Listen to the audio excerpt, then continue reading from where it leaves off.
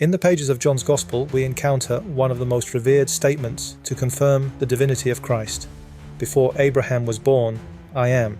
Such a phrase does not simply float in the air like a common proverb. It shatters the fabric of time, aligning Christ with the eternal voice of the God of Israel. Yet before this grand declaration, Jesus makes an astonishing claim that he had met with Abraham, the father of many nations. How could two figures, one a distant patriarch, the other standing before a crowd in the temple court, possibly have met?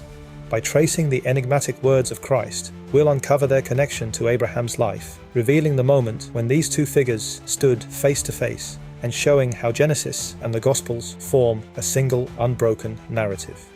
So, let's get into it. The scene unfolds in the temple courts, immediately after Jesus defends the woman caught in adultery. If that subject interests you, I recommend checking out my previous video. After silencing the Pharisees, Jesus turns to the teachers of the law, delivering revelations that would shake the very foundation of their understanding. If you hold to my teaching, you are really my disciples. Then you will know the truth, and the truth will set you free. They answered him, We are Abraham's descendants and have never been slaves of anyone. How can you say that we shall be set free? If you were Abraham's children, then you would do what Abraham did. As it is, you are looking for a way to kill me. Abraham did not do such things. Your father Abraham rejoiced at the thought of seeing my day. He saw it and was glad. So when and where did Jesus and Abraham meet?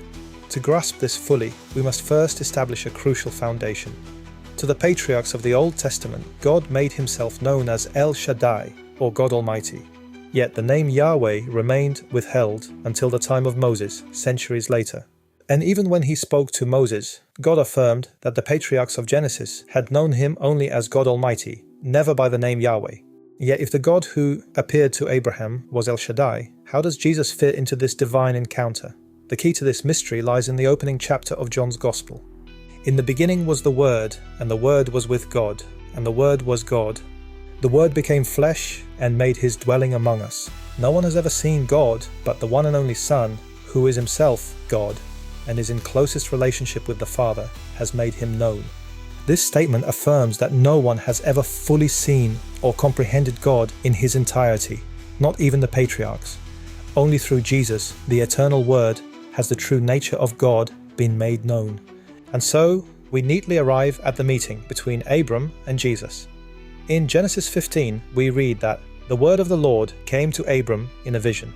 Abram, in his uncertainty, asks, Sovereign Lord, what can you give me since I remain childless? You have given me no children. Then the word of the Lord came to him. A son, who is your own flesh and blood, will be your heir. He took him outside and said, Look up at the sky and count the stars, if indeed you can count them. Then he said to him, So shall your offspring be. In this remarkable passage, we witness a theophany, a direct encounter between Abram and the word of Yahweh, whom we now recognize as Jesus. Not only does the word of Yahweh speak to Abram, but he takes him outside, leading him into an interaction that surpasses a divine vision or prophecy.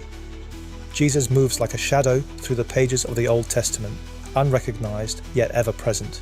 The patriarchs spoke with him, called him Jehovah, and worshipped him as God Almighty. And the shadow of Christ is present in yet another moment in Abraham's life, when the patriarch is commanded to sacrifice his son Isaac. Through the silence of the ascent, the old man walked with steady steps, carrying the torch in his hand. Beside him, the boy carried the wood, unaware of what it meant.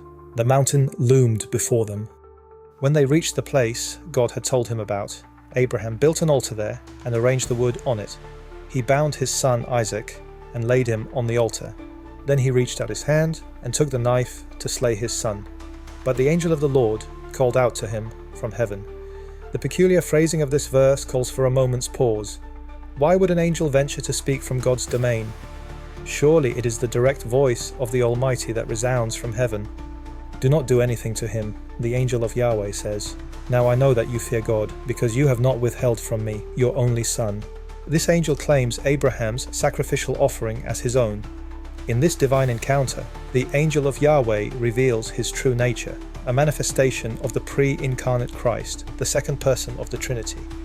And while revealing the message of salvation, he proclaims to Abraham, Through your offspring, all nations on earth will be blessed because you have obeyed me, a declaration that confirms it is God himself who speaks. Here is the Son revealing the depth of his mission to save. And he is speaking not only of the present moment, but also of the coming salvation, the promise that would be fulfilled in the death and resurrection of Christ. And so, we see the undeniable connection between Jesus and Abraham.